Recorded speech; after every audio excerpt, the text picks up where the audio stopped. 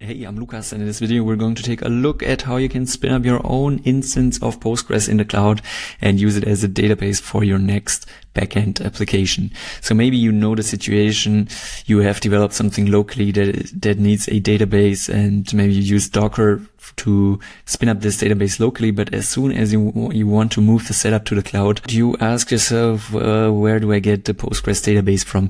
Now you can of course manage everything yourself. You can use bare metal, install Postgres, and take care of the server. But it's not at all trivial if you don't have much experience. And on the other end of the spectrum, you have the fully managed offerings. There are a bunch of different providers that offer fully managed Postgres, and you can go that route as well. But for a small or new project, maybe sometimes it doesn't make sense to spend all of that money on a managed service, but you also don't want to go the fully self-hosted way, and there is a middle ground, and I'm talking about Sliplane.io. So Sliplane is a cloud provider that makes hosting containers pretty easy, and we can deploy our Postgres database in a Docker container and run it on Sliplane without having to manage everything and without the price tag of a fully managed Postgres service.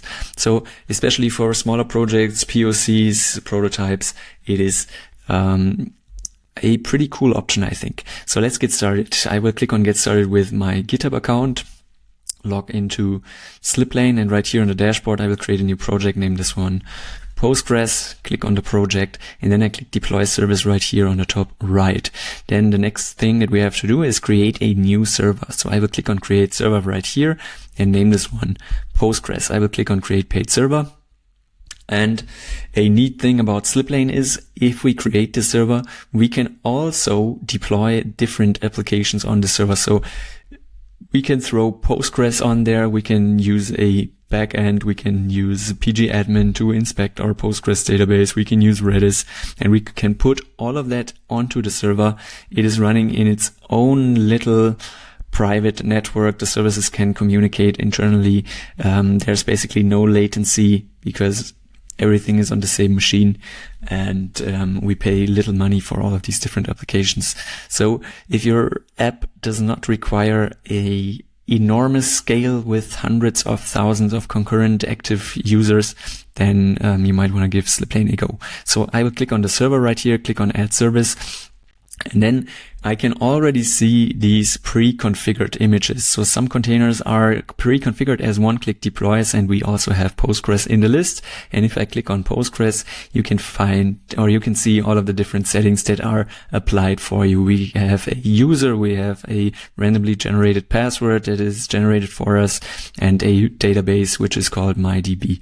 Now you can change all of these settings. You can use a different user, you can use a different password, a different database right here, and even a different version, because this one is pinned to 16.4, but if you want to install version 17, for example, you can just get rid of this version tag and install a different version. Just take note, if you do a jump from version 16 to 17, this usually means it contains a breaking change. It's a major version jump, and it makes sense to read the documentation on what changed. Because, for example, from 16 to 17, I think the path where the volume is mounted changes. So just be a little bit careful here if you're planning to upgrade the version. You might also need to upgrade any of the or some of the other configuration that is preset right here. So I won't do that, and I will click on Add Service right here. And another thing that is important to mention, you have the option to deploy this privately also. So if you're running your backend on the same server that your database is running on, it makes a lot of sense to make this private, save the changes, and deploy it as a private service, and then your backend can communicate with Postgres as a private service, and you don't need to expose it as on the whole internet, which of course can be a little bit more insecure. So I will make this a private service, and then I click on deploy right here, and now the deploy will start in the background, and this is probably only going to take a minute or two. We can see a new service is created and the status is deploying. we are hooked up with this internal host name that we can use, and other services that get deployed on the same server, they can use this internal host name in order to connect to our Postgres database. If I click on the database, I can see the status is still pending. We started to deploy 22 seconds ago, and now it's already live. The deploy is successful. If we scroll down a little bit further, we can find a deploy hook, and if we shoot a get or post request to this URL, we will trigger a new deploy.